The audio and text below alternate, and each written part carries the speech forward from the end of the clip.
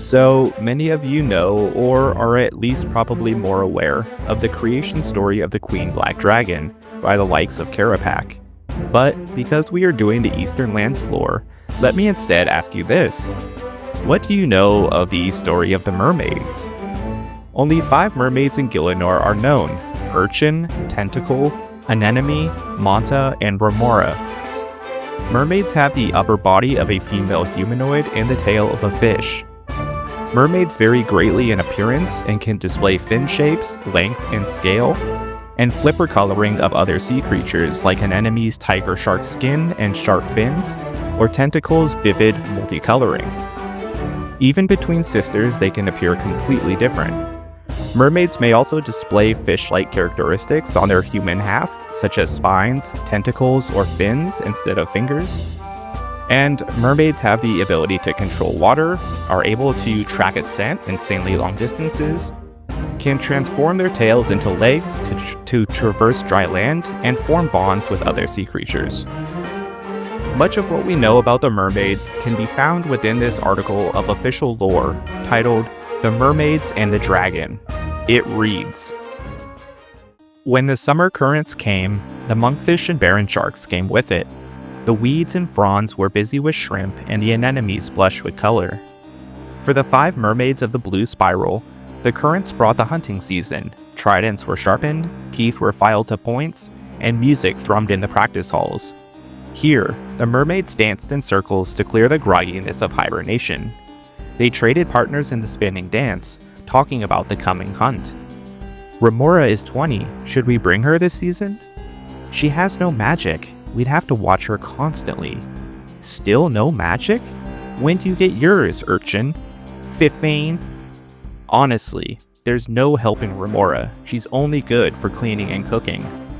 Stop talking about me as if I were elsewhere. Agreed, we leave her. The first day of the hunt arrived. 4 of the 5 mermaids woke and locked the door of the house behind them. Several pots, baked in with seaweed, cluttered the kitchen, a washing brush balanced deliberately on top of them. The older mermaids hunted in the ocean basin, wrapping their catches in kelp. They snacked on guppies and chased morays from hidey holes, stealing their homes for an overnight stay. When morning came, they would tally catches and use their water magic to send food parcels home. On the 30th day, the summer current shifted. The migrating shoals continued their journey southward, and the mermaids begrudgingly turned tail. They shared stories on the way back and marveled at the season's haul. On coming to the blue spiral, their home, they saw that the door was open. It swayed in the currents, buckled at its middle. The blade of a swordfish was discarded nearby. The little siren has run away. Who will cook the catches? Not me. We need to get her back. Agreed, we find her. They opened their gills and let the ocean into them. A gentle tug, Remora's scent, pulled them southwards, and they followed. Days of swimming brought them to land, where they surfaced. They nervously pulled themselves up and looked about. There was no clamor or screaming, so they sat on a jetty's side and focused their magic.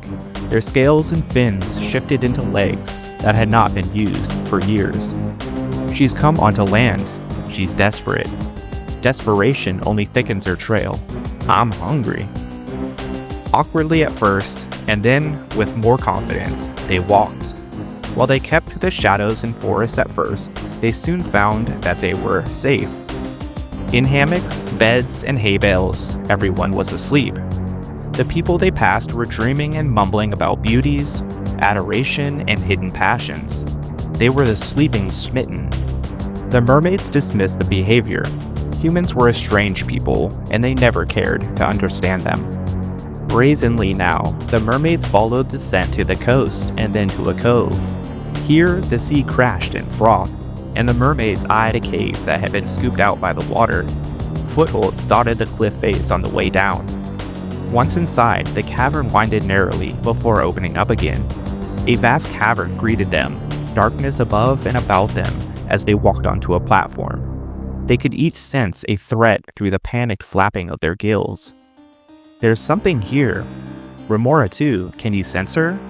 Scared. We know, Urchin, we all are. Someone should call out for her. Remora? In answer, the cavern shook.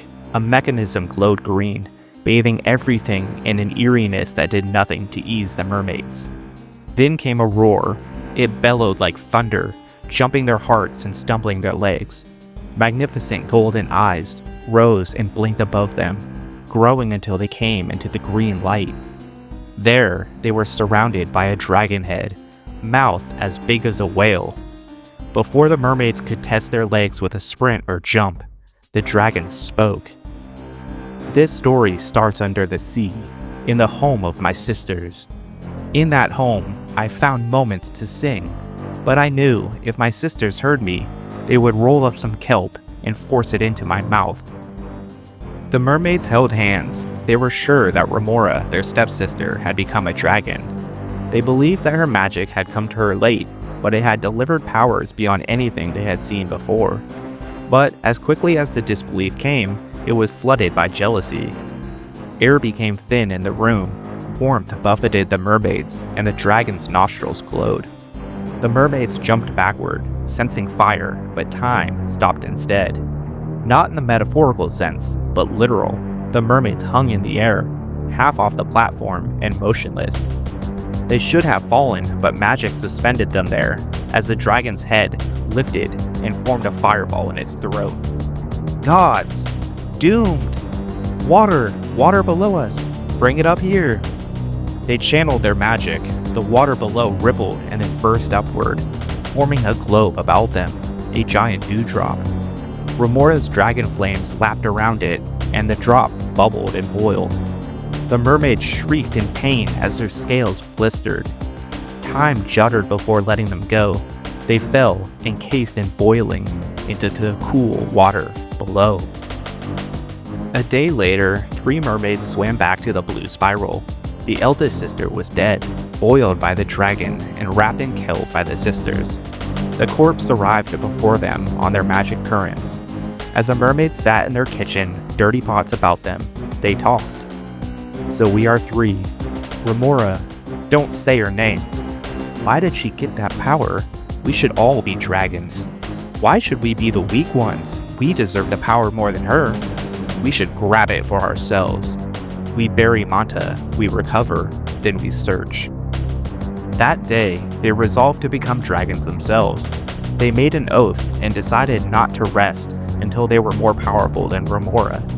It had not occurred to them that Remora was not the dragon, but was instead inside the dragon. In truth, they had little idea of where to search, so they searched for other dragons, worms, and great creatures of the sea, to find out if they too had once been mermaids, and to learn their secret. They dared not return to Remora. They knew where she remained, and they knew she held the secret to becoming a dragon. But as before, and for very different reasons, they treated her as if she wasn't there. And each day they woke, looked in their hand mirrors, and wished deeply that they were the next ones, that they would be the ones to grow tall, spread their wings, and lay waste to everything about them. Thank you everybody for watching. Please like, comment, subscribe, and share the video if you've been enjoying the content, and I'll catch you guys for the next one. Peace. Runescape. Forever.